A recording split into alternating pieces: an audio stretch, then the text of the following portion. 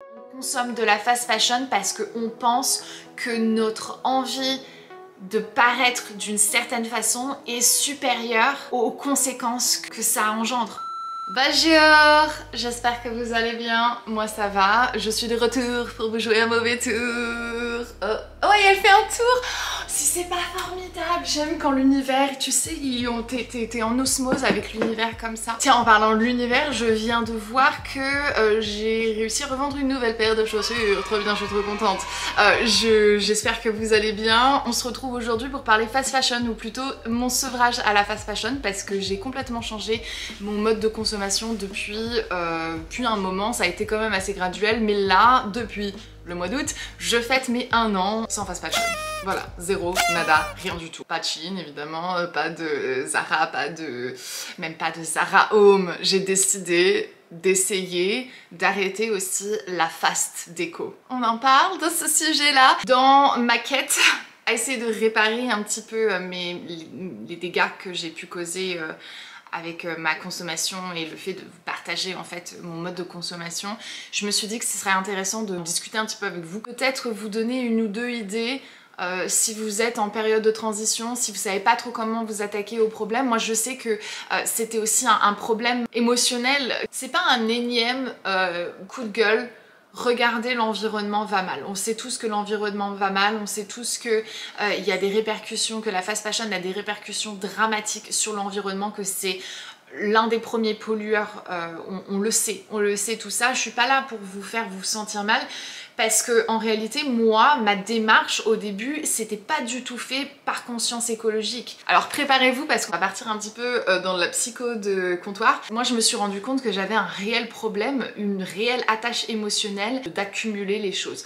Parce que je me sentais vraiment mal dans ma peau, dans ma vie et tout, que je n'arrivais pas à trouver une sorte de valeur dans qui j'étais, dans ce que j'avais, dans tout ça, tu vois. J'essayais en fait de continuer à amasser un maximum de trucs, et puis parce que j'avais pas aussi réellement de personnalité bien définie, parce que j'arrivais pas à trouver qui j'étais, je pouvais changer de style tous les 5 matins. Enfin, dans ma garde-robe, je trouve qu'il y a des trucs qui, l'un à côté de l'autre, n'avaient vraiment rien à faire.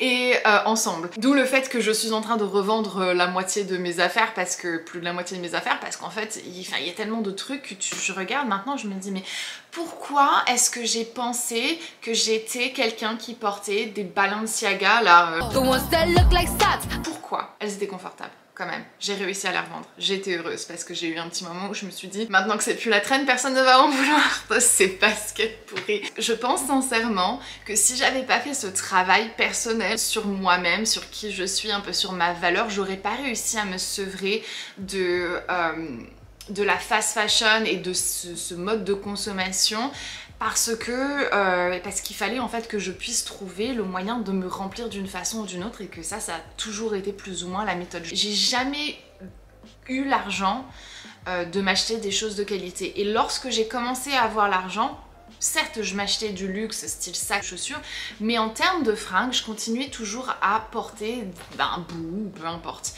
Et je n'avais pas encore pris connaissance de ce que c'était la qualité, comment est-ce que ça se portait, comment ça se tenait, comment c'était coupé. Tu sais, il y a vraiment une différence dans la fabrication de la pièce que tu achètes, qui va se voir dans le temps, qui va se voir lorsque tu le portes. Tu vois, typiquement, la dernière pièce de fast fashion que j'ai achetée, c'est une chemise rose Zara que je kiffe, que j'ai quand même beaucoup portée, que je vais continuer à porter parce que je la trouve super belle. Mais je l'ai achetée genre 2 mois après ma chemise verte de The Frankie Shop.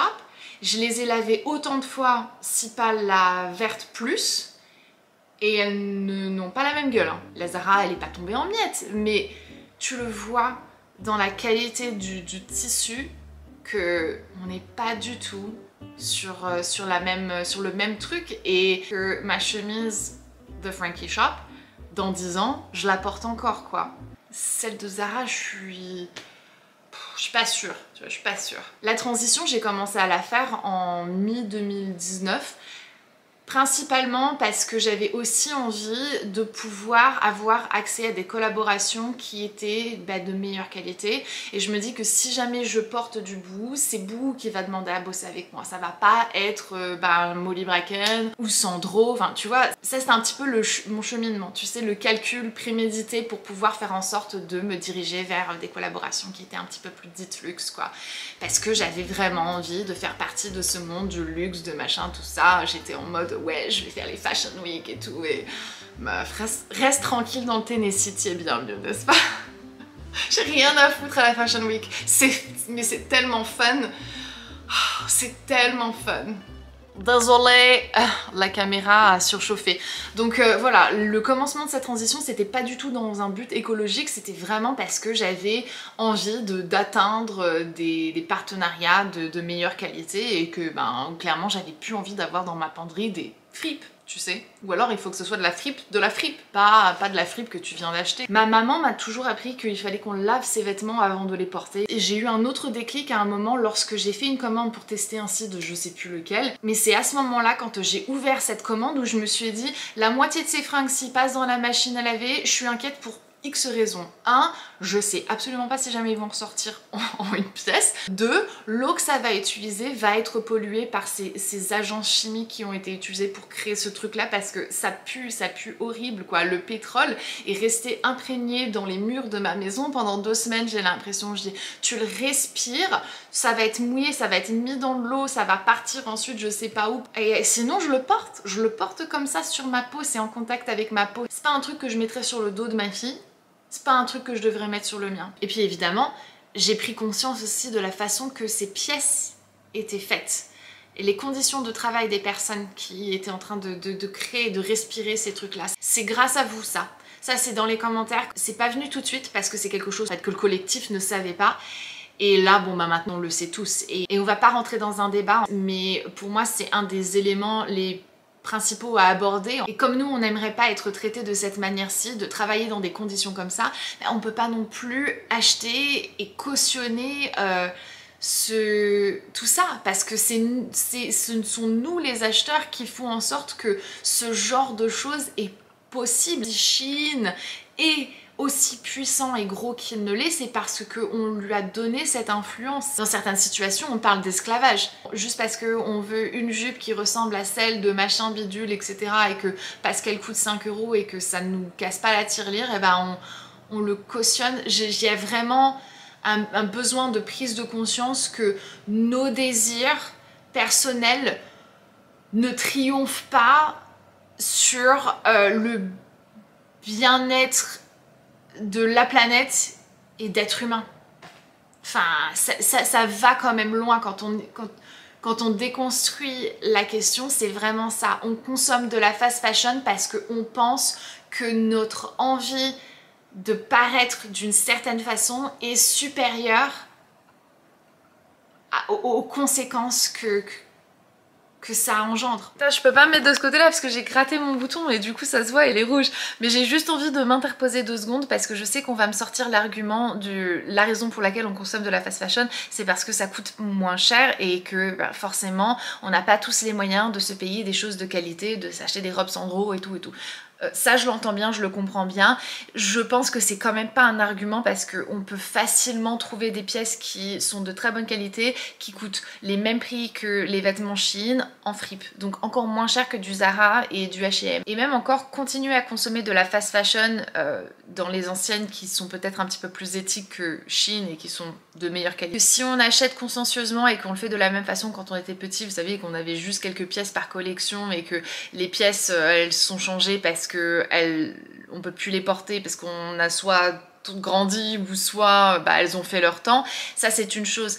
Je parle vraiment de la fast fashion comme moi je l'utilisais, je la portais. C'était un haul par mois et ça se trouve même plus. C'était une nouvelle tenue à chaque vidéo, à chaque événement. Il fallait que j'ai 4 différentes tenues avant de savoir laquelle est-ce que je voulais, et puis je renvoyais pas forcément. Et puis tu sais, enfin je parle de mon expérience et je parle de ce que moi j'ai dû mettre en place et ce qui est acceptable et qui est possible pour moi. C'est vraiment pour décrire ce que Shein essaye de nous faire faire. C'est vraiment une nouvelle tenue par jour. ça, il n'y a rien qui peut, selon moi, excuser ce genre de consommation.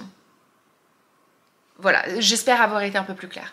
J'ai pas mal arrêté de mettre les liens des trucs que je porte ou que je vous montre dans mes vidéos. Vous l'avez remarqué, vous m'avez même signalé que c'était un petit peu frustrant qu'il n'y ait pas les liens à certains moments.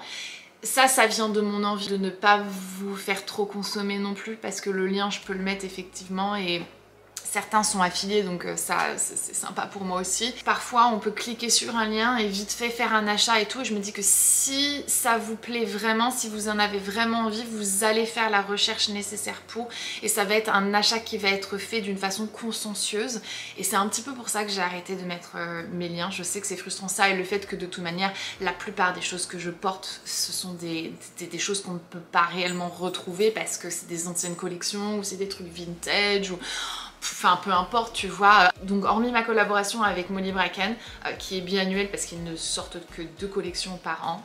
On m'avait fait la réflexion dans les commentaires, on m'a dit « Ouais, tu dis que t'achètes plus de fast fashion, mais Molly Bracken, machin et tout. » Juste parce que c'est fait en Chine, ça veut pas dire que c'est de la fast fashion. Il y a un autre truc aussi que j'ai dû mettre en place pour pouvoir me permettre de ne pas être tentée, c'est que j'ai arrêté de suivre les comptes qui me poussaient à acheter. Je suivais beaucoup d'instagrammeuses, beaucoup de youtubeuses que je trouvais tellement stylées, et à chaque fois je me dis « Ah, je veux trop la même chose que toi et machin » et j'achète, et loin des yeux, loin du cœur. Ça me va beaucoup plus. Je trouve que finalement c'était l'un des trucs qui m'a le plus aidée. C'était aussi l'une des dernières choses que j'ai mis en place, parce que j'étais... accro, pas accro, mais un peu quand même accro à ce contenu, tu sais. Je consommais plus, j'ai essayé de ne plus acheter, mais en même temps je regardais quand même des hauls, tu vois, et bah ça m'aidait pas parce que ça créait quand même une frustration. Et donc moi maintenant, bah moins je le vois, moins je le veux, et tout va mieux. Donc voilà. Je veux pas être dramatique dans mon discours, mais je me dois quand même d'être un minimum alarmiste. Les choses vont mal, le monde va mal, la planète est malade. On a un réel besoin de changer complètement notre mentalité et notre façon de consommer. Et c'est peut-être bête, mais moi je me dis que je suis bien contente en fait d'avoir dans ma penderie des trucs que je sais qui vont tenir la distance avec moi, et que dans 5 ans j'aurai pas besoin de racheter la moindre chose si j'en ai pas envie. Et ça a quand même une sorte de satisfaction, tu vois, de me dire c'est le cadet de mes soucis ce que je vais porter, et est-ce que je vais avoir des trucs à me porter, tu vois, parce que on sait pas du tout comment est-ce que le monde va évoluer dans l'avenir. C'est ma façon de penser. Je sais qu'il y a des gens qui ont envie d'être un petit peu plus positifs. Je regarde trop les news pour être naïvement positive, et j'ai pas envie de ne pas vous en parler, parce que je pense qu'il faut qu'on arrête de vivre dans la désillusion et de s'imaginer un futur en fait qui va continuer comme ça, parce que c'est pas le cas. On est en train de se mentir si jamais on pense qu'on peut continuer à vivre de la façon que l'on vit actuellement, et moi je nous souhaite mieux. Je nous souhaite mieux pour ma fille et moi, mais pour vous aussi, pour votre famille, pour tout ça, pour le monde entier, je nous souhaite vraiment mieux. J'avais envie de mettre dans cette vidéo un peu mon vide dressing, et puis finalement j'ai pas envie de le faire. Je pense que c'est une vidéo qui se doit d'être sa propre chose. Donc voilà, si vous avez envie de voir ça incessamment sous peu, je vous invite à me follow, parce que je vais vous montrer le vide que j'ai fait. Et les seules pièces que je garde fonctionnent. Je vais essayer de faire en sorte qu'elles fonctionnent à peu près toutes ensemble, été comme hiver, vraiment. Et je m'éclate, je trouve des petites tenues qui sont vachement sympas. J'ai finalement, je vais vous montrer, au fait, je l'ai gardé, vous savez, mon jean Jack Mu, que j'avais ça fait 3 à 4 ans que je l'avais et que je le portais pas et tout. Et finalement, non, ça y est, je le porte, je le kiffe et tout, je voulais vous le montrer. Bon, allez, la caméra a surchauffé pour la dernière fois, là j'arrête de parler. Je vous remercie d'avoir regardé cette vidéo. Je vous remercie de me partager avec vous vos histoires, vos recommandations, vos conseils, vos marketing, tout ça dans les commentaires. Et si cette vidéo vous a plu, si vous trouvez qu'elle est intéressante, partagez-la. Et voilà, c'est tout ce que je voulais partager avec vous aujourd'hui. Je vous remercie et on se dit à très bientôt dans une prochaine vidéo. Peace out! Subscribe this video on YouTube.